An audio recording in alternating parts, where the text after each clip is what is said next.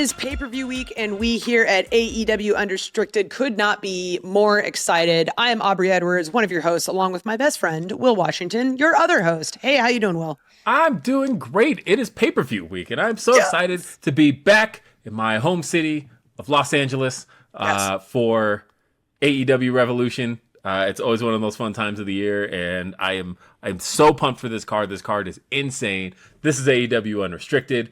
And this show, as you know, presented by our good friends at Upper Deck. Look at that. Look at that.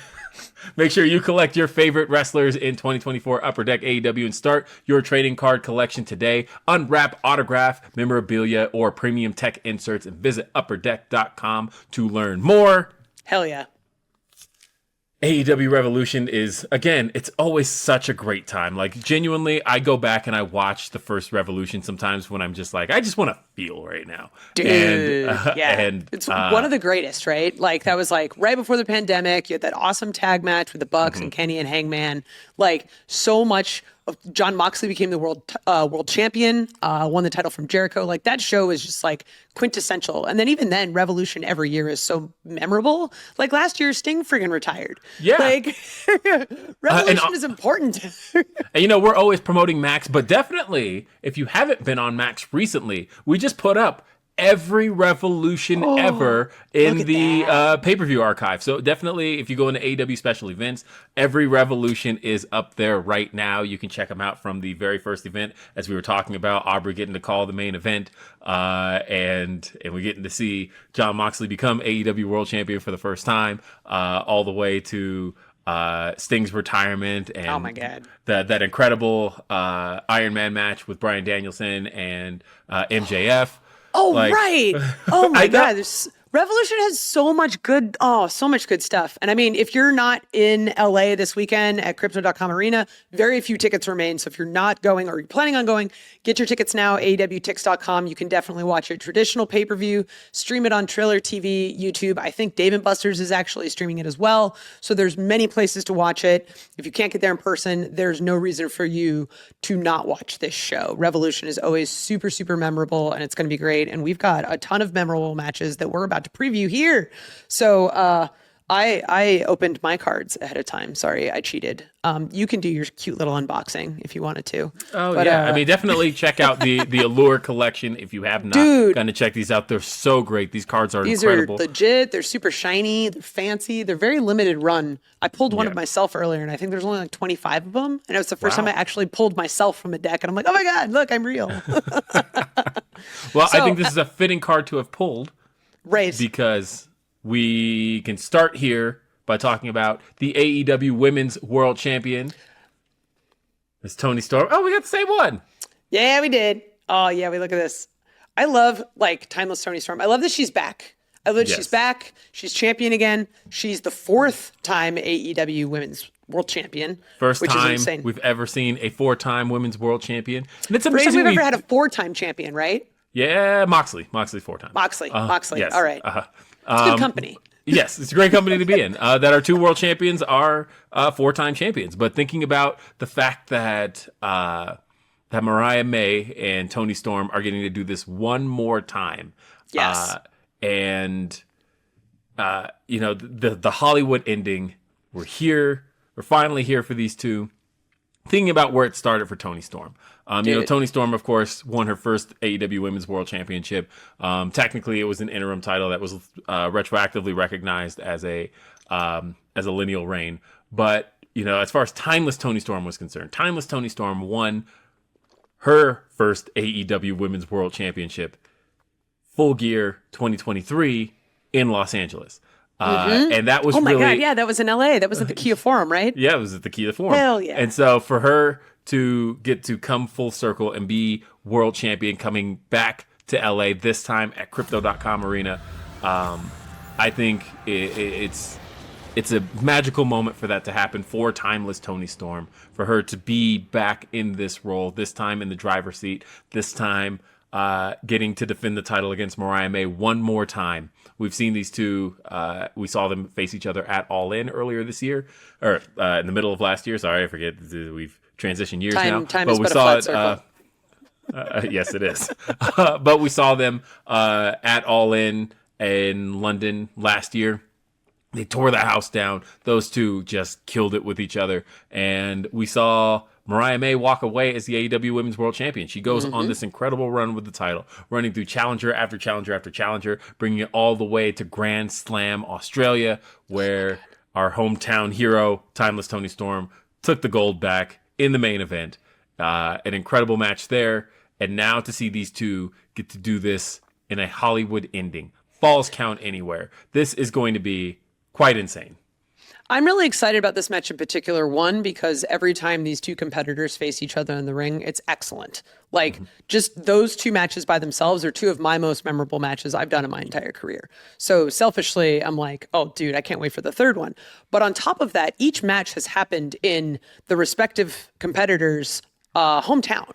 So here in Los Angeles, even though Tony's won a title in Los Angeles before, this is sort of equal turf for both of them. So equal turf, stakes raised, a little bit more freedom because a no disqualification, falls count anywhere. Like, who knows what could happen? This is gonna be nuts. I'm excited to see what happens in this one. But going into this, like, I know it's going to be great. It's gonna be awesome. It is going to be incredible. And again, this could go either direction. This is, no matter what, it's the ending for these two. These two have been tied at the hip for the last 2 years. And now for Toni Storm to get to walk away, possibly as the AEW Women's World Champion, or Mariah May to finally leave her former mentor behind her, this is going to be huge for the two of them. Yep. And we are also, let's just go through these cards again, because let's see right here. We do have a man who, you know what? This is a very fitting card because we have Swerve Strickland here, but not just Swerve Strickland. This is Swerve Strickland at All In last year. What? As he was AEW World Champion. I have another Swerve Strickland card that I pulled. Mine has a little bit more color, though. It's a cool color flow card. Yeah, the color flow cards are great. Here he is mocking Bryan Danielson, probably moments before his own demise. But until this happened, he was AEW World Champion. And that's fitting because this next match we're discussing, Swerve Strickland versus Ricochet, a rematch from the February 5th edition of Dynamite, where those two tore it down in Atlanta, Georgia. But this time in a number one contenders match to determine who next challenges for the AEW World Championship. Swerve has, of course, been away from the title since he lost the belt at All In last year. And, you know, we've heard from Prince Nana how he's wanted Swerve to refocus his efforts on the World Championship. There goes Prince Nana there. Prince Nana. I got a Prince Nana card.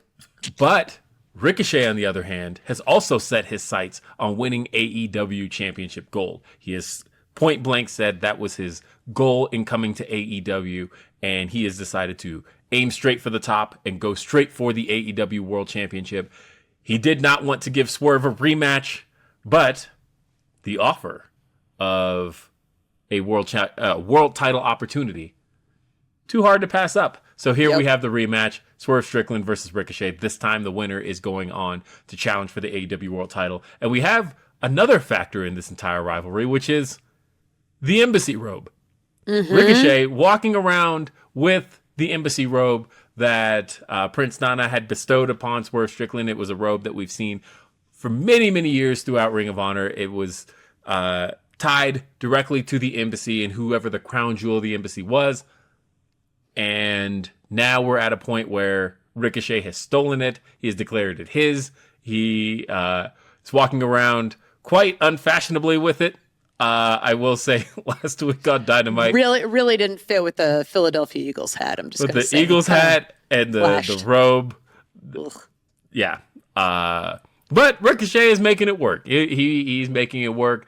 And he, you know, it's interesting the rise he's had since he came into AEW. He really came in with a fire under him from the beginning. He debuted in the Casino Gauntlet, which was for an opportunity at the AEW World Championship. It feels like Ricochet has always had his sights on gold in AEW. He's challenged for the international title. He has challenged for the Continental Championship as well.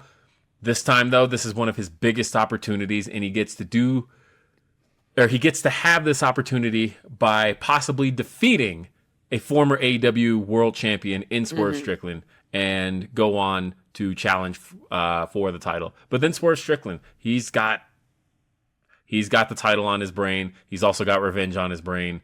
And also Prince Nana. Prince Nana told Swerve that if he doesn't get that robe back, he doesn't know if he can do this anymore. Which everyone's just like, oh my God, what? What? Like, oh, man. So this match is great for a number of reasons, right? Like, you and I both have been huge fans of Ricochet and his wrestling for years. And seeing this new version of Ricochet, even though he's kind of an asshole, has been incredible. I love seeing when wrestlers truly come into their own, even if it does make them a little bit more jerks. Seeing Swerve previously carry the title for the company, even when he's not carrying the title, he is a face of AEW. He is a pillar of this company. So both of these guys being able to like be matched face to face when at one point they were both on the indies together, like this is such a great match to see everything sort of come to a head, and knowing that whoever wins this is going to compete for the championship. It's just really cool. It's great to see all of these guys in where they currently are in their careers and how they've gotten there. I think the part that has me most excited is the fact that no matter who wins here, it is a turning of the tide for the world title picture. Yes, absolutely. Because, to see Ricochet possibly go up against Cope or Jon Moxley, which we'll be talking about later on, is that's a scenario that you couldn't have written out, right? Like that's just one of those things that sounds like a fantasy a year ago. But then on the other side of that, Swerve Strickland, he's always talked about Cope as one of his mentors, and for him to get to possibly share the ring with Copeland is a big deal. And then him and Jon Moxley, they faced each other in the Continental Classic back in 2023. And that's a loss that Swerve's looking to avenge. So at the end of the day, this just opens up so many possibilities, and to know that these guys are going to change the face of the world title picture as it moves forward is going to be awesome. It's going to be cool. I love the idea of all like 4 of those different combinations. Like that's just like, here, just take my money now. Take my money. Yes. Speaking of taking your money, AEW Revolution happening this Sunday, March 9th, Crypto.com Arena in Los Angeles. Definitely be there. Tickets are very limited. AEWTix.com. If you can't watch it live, traditional pay-per-view, stream it on Triller, on YouTube, go to a Dave & Buster's. There's so many different ways that you can watch it. Tune in. It's going to be awesome. We've got more coming up. So many more matches to cover here on AEW Unrestricted. This is AEW Unrestricted, a special AEW Revolution preview episode with Aubrey and Will. We are checking out some cool Upper Deck cards, our title sponsor for the episode, and then also using them to talk about all of the amazing matches that you're going to see this Sunday at Crypto.com Arena in Los Angeles, AEWTix.com, Triller TV, pay-per-view, all the places. Also, just side note, putting it over, it's my birthday, so you should definitely come because that would be the greatest birthday present ever, just putting it out there. Thank guys. On top of that, I want to talk about 2 absolutely incredible competitors that are coming into this show. I want to talk about Kenny Omega and Konosuke Takeshita. Konosuke Takeshita, the current AEW International Champion, and Kenny Omega, one of the greatest of all time to ever do it. And I am so happy, and I will say it probably until we're blue in the face, I am so happy that Kenny Omega is back. Like knowing how sick he was and just not knowing if we were able to ever see him wrestle again, knowing that he's taking on one of the biggest up-and-coming stars of professional wrestling today in a title match at a pay-per-view. Like, this is just such a good story, independent of the wrestling aspects of it, right? Like, you have 2 guys who sort of made their name in Japan coming to the US who were just both really friggin' good at wrestling. And I'm excited to watch these 2 guys beat the crap out of each other. Well, a big thing for Takeshita is that, he was always seen as a bit of a protege of Kenny Omega's. He was Kenny's boy. Yeah, he's Kenny's boy going back years. And, in 2023, Takeshita broke out on his own. Turned his back on Kenny Omega and Double or Nothing 2023. And he went on to then defeat Kenny not once, but twice in one week. Twice in the same week. Yes. Beat him at which Don Callis always reminds us about. He does. He is constantly reminding us that Takeshita defeated Kenny twice in 1 week, beat him at All In, beat him at All Out, and Takeshita's been on a crazy run since. And that, of course, led to Takeshita capturing the AEW International Championship. Kenny is back. He is ready to go. And those two losses have been ringing in Kenny's ears for the last year and a half. And for Kenny to get to be back on the pay-per-view stage, a pay-per-view stage he helped make famous. Like when you think about Kenny at Revolution, I think about Revolution 2020 and that awesome tag match with Hangman Adam Page against the Young Bucks, or in 2021 main eventing against Jon Moxley, or 2023 with the trios titles up against House of Black. And yeah, and so Kenny Omega has been such a big part of what AEW Revolution has always been all about. And now to see him back at Revolution and potentially capturing singles gold, man, it's like every time he's picked up that title, when he's had run-ins with Takeshita over the last few weeks, it just looks right. It looks right seeing Kenny Omega holding gold here in AEW. And if he does it, he becomes the first man in the history of All Elite Wrestling to hold not one, not two, not three, but 4 different championships. Wow. Out of AEW's entire championship lore. He's been a world champion. He's been tag team. He's been trios. If he can pull off winning the international championship, that is huge. But I don't think Takeshita is anywhere near ready to be done with that belt. Takeshita has been defending it all around the world, and he has been an excellent international champion. Like when you think about the standards that belt has behind it, when you think about guys like Pac, you think about guys like Orange Cassidy, and you think about them not only defending the belt night in, night out, but taking it across the globe, making it a truly international title. Takeshita has been up there as one of the best to hold this championship. And to know that now he's going to defend it and face Kenny Omega one more time. And again, that was one of the best matches of 2023. That's the other thing too, is that we kind of brushed over match quality because there's just such a great story here. But those guys killed it at All Out. I don't think there's any way you can brush across match quality with Kenny, because if you have Kenny in a match, you know it's going to be an excellent match. So to be fair. Yeah, I'm really excited for this. Kenny and Takeshita one more time for the AEW International Championship. And speaking of championship matches, we got to talk about one of my favorite people in All Elite Wrestling. That's right. The 4 belts Monet, the TBS champion, the CEO. Look, people have their feelings about Mercedes. I get it. But people are going to have opinions when you're the GOAT. And the thing is, Mercedes Moné is just that. And the good news is, whenever Mercedes is putting that title on the line, you know it's going to be something special. Hands down. It always is. It always has been. And this time, she's got Momo Watanabe.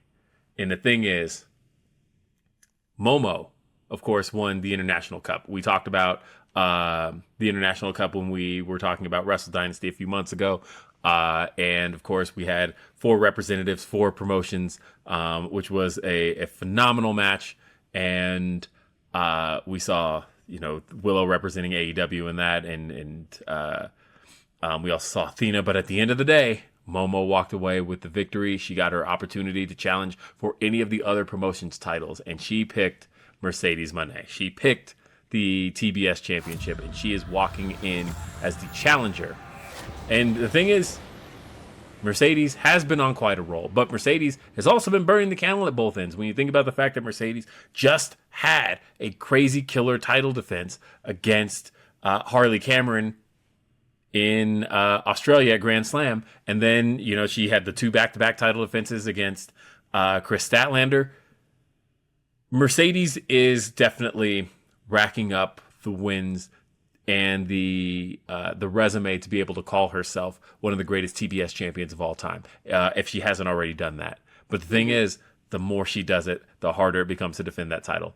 And this is just one of those matches you look at, and these two have faced each other before. It was incredible. And to see it happen one more time, this time on an AEW stage. I think one of my favorite things about bringing in talent that our audience may not be familiar with, like Momo, is that guaranteed whenever you pair them with someone at the caliber of Mercedes Moné, you know this match is going to be good. It doesn't matter. You can walk in not knowing a single thing about Momo, but you know because Mercedes always brings it, especially at pay-per-views, this match is going to be stellar. It is worth it's worth the price of the pay-per-view alone, honestly, in my opinion, because Mercedes is just that good.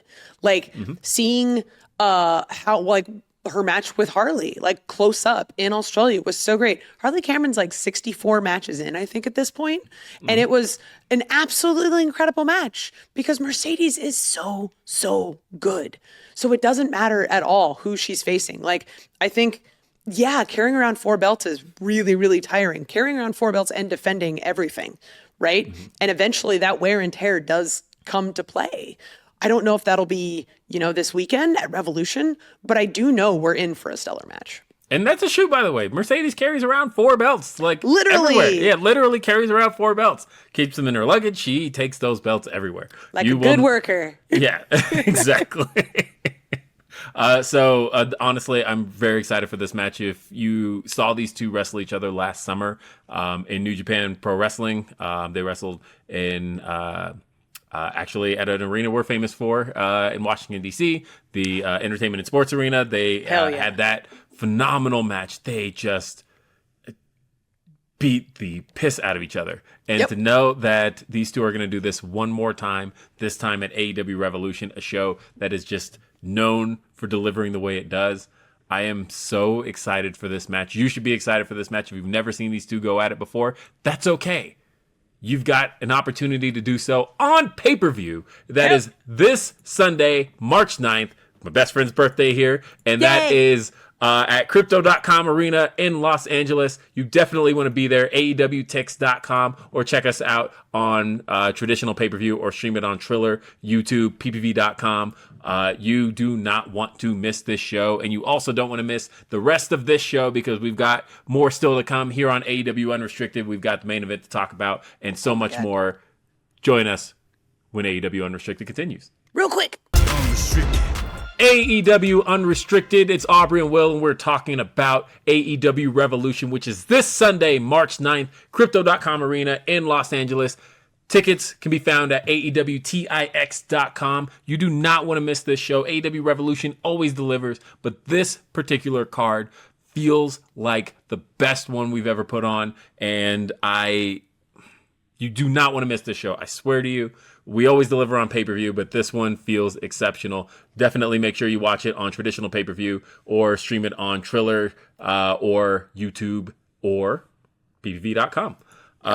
And we've got next up on the card, again, talking about a card that is going to be quite special. I want to talk about MJF, Maxwell Jacob Friedman. He is going one-on-one with Hangman Adam Page. Oh, yep, I got that same one. Look at that. Yeah, look at that. Oh, I got this cool AEW card with Hangman, everyone's favorite botanist. Yes. Look, Hangman and MJF have so much history. You go back to the original Double or Nothing, and you look at the original Casino Battle Royale, which saw Hangman Adam Page win it after eliminating MJF. And then later in the night, we saw Bret Hart presenting the AEW World title for the first time, the very first appearance of that belt, and he was interrupted by MJF. Jack Perry came out there, and Hangman Adam Page. And to think about the history of the Dynamite Diamond Ring and how the Dynamite Diamond Ring was originally won by MJF. Of course, he's won it every time. But it originally came down to MJF and Hangman. Those two got to face each other on Dynamite. And just, again, the history of these two. Because for that to take place when it did, and then we just paused it. It was paused. And we haven't come back to these two for 5.5 years. Yeah. They had a run-in with each other in late 2023. And it was right before MJF, of course, went out with his injury. But at that moment in time, it did feel like, huh, this could happen. This could happen really soon.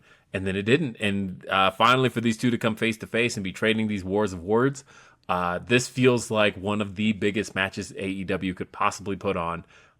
When you look at the evolution of these two guys from 2019 to now, it feels like, you look at young MJF back then and how much he has just grown into who he is today. You look at Hangman Adam Page, that doesn't even look like the same guy.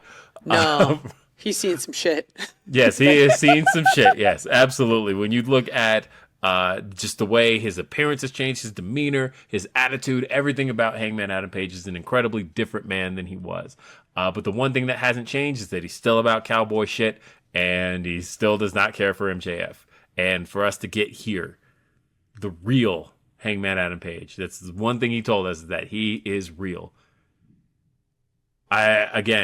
It's just, I've said this about the whole card, but this is just one of those matches that we always knew we'd see again one day, but for it to finally be in front of us, it just feels incredible.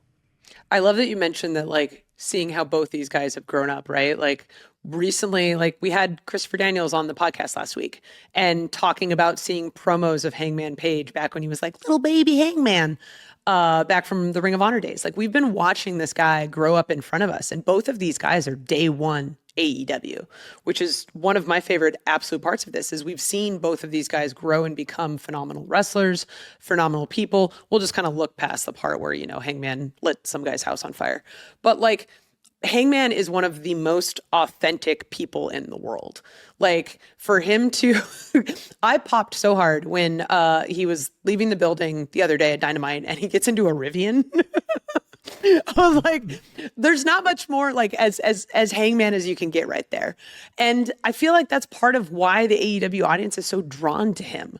They see themselves in him. They don't have to be cowboys, or they don't have to have gardens of their own if you're a Blue Sky user. But, like, everyone kind of sees a little bit of themselves in Hangman and sees that desire to just, like, prove himself constantly against anyone else. And I think everyone, even the people that truly, like, say they like MJF, I don't think anyone actually likes MJF. I think if you say you like MJF, you're just lying to yourself and everyone else, because this guy's a dick. I'm sorry. I think at the very least people respect MJF. I will give you that. I respect MJF wholeheartedly. Elsewhere on the card, you want to talk about phenomenal matches. And again, that's all we've been talking about this whole time. Brother. But we've seen these two men just tear each other apart over these last few months. But Kyle Fletcher has been a thorn in the side of his former best friend, Will Ospreay, pretty much since Wrestle Dream. At Wrestle Dream, he turned his back on Will Ospreay, chose to remain with the Don Callis family, and has been the centerpiece of the Don Callis family since he has been the protostar. And for him to have beaten Will Ospreay at Full Gear, and then Will Ospreay comes back and beats him at World's End, and now we get to settle the score between these two in a steel cage match. Yes. I love that my little Upper Deck card, for those of you not watching this, new episodes go up on YouTube every Monday. But I have this AEW aerial card, which I feel is apt, because every time I see a cage, I'm like, all right, who's jumping off of this thing? Yeah. And you've got two flippy guys in it. Yeah. Well, I mean, look, if the match itself wasn't good enough, and I'm just like, okay, what kind of crazy stuff are we going to see in this cage?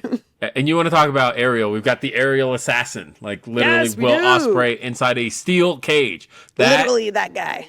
That just feels like for these two to hit this point of their rivalry, to have to lock it inside a steel cage, it feels like we are going to see mayhem. We are going to see a massacre, and we are going to see it between two of the best athletes AEW has on the roster. Again, I just can't say enough good things about this card, but this match in particular feels like it's been earned. It feels like we have been watching these guys go at it for the last 6 months, and for this to finally come to a head here, these former best friends, Aussie Open, I should say United Empire. Yes. They, of course, members of the United Empire. And to see these guys get to this point.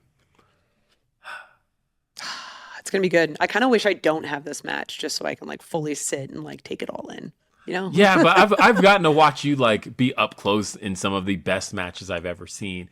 And there are points where I'm like, oh, I'm so jealous. Like you're just right here getting to watch this go down the way it's going Best down. seat, my man. Yes, Oh my you've God. got the best seat in the house. So like,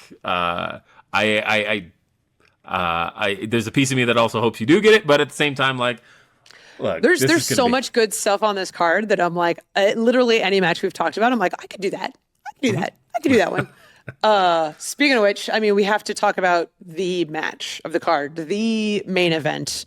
It has been building since Adam Copeland. Cope returned back at Fight for the Fallen in Asheville, North Carolina. But we've got Cope versus Mox for the AEW World Championship. And I am, oh, you got two? Ooh. I got two. Keep one, trade one. Yeah, I got two. Adam Copeland has set his sights on Moxley for quite some time. He made his return. He decided Moxley was where he was going to set his sights, and that meant the AEW World Championship. Copeland not only wants to become AEW World Champion, he has talked about the fact that he wants to showcase the title again. That Moxley has kept it he's not only holding the title hostage, but he's literally keeping it from the world. You don't get to see that belt anymore. It sits in a Suitcase carried by Marina. Yes, Who, it is. By the way, even when they went to the zoo in Australia, Marina still had that suitcase. Like she does not let that thing out of her sight. No, that briefcase like that is not going anywhere. She is going to hold on to it, and she's going to make sure that Jon Moxley's property is protected. But at the same time, Cope came through on his promise. He said he was going to take out all of the Death Riders, took out Pac, took out Claudio, took out Yuta, and also he couldn't be the one to take out Marina, but luckily Willow Nightingale was there to spoil the party. And to now know that Jon Moxley is isolated, it will simply be Jon and Cope one-on-one for the first time ever.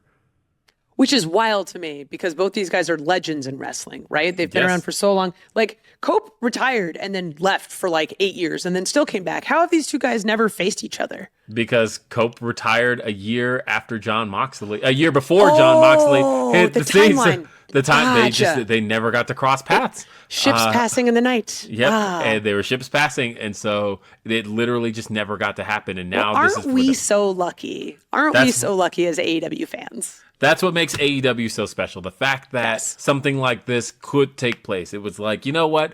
Cope was probably, like, if you had told me 2 years ago, Cope was probably never going to face Jon Moxley, I would have been like, yeah, that's probably just a thing I have to accept. But now we're here that the Rated R superstar gets to take on Jon Moxley, the Death Rider himself, the AEW World Championship on the line.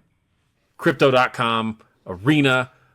This is it is such a special building. Like thinking about it for me as somebody who is from Los Angeles, and I have never gotten to be backstage at Crypto before. Like it was already cool to have been in the Kia Forum, but now to get to come to the Crypto.com Arena is just going to be such an incredible moment for AEW.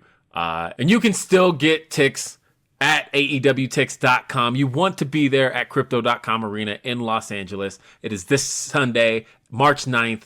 You can watch it also on traditional pay-per-view or stream it on Triller TV and YouTube, and also on PPV.com. No matter what, Hell yeah. you have so many options for getting this show and being a part of the show and seeing this show. You want to be there. You want to watch it. Look at this card. We didn't even have time to talk about all of the matches on the card. There's still more to talk about, but you got to watch it. AEW Revolution. Gotta watch it. There's too much to do. But like on top of that, like when have we not over delivered on a pay-per-view? We say it every freaking time. I don't know how this pay-per-view can possibly top the last one, and they always do. So it's like your money could not be better spent if you either watch it with friends streaming somewhere, or if you're there definitely tune in.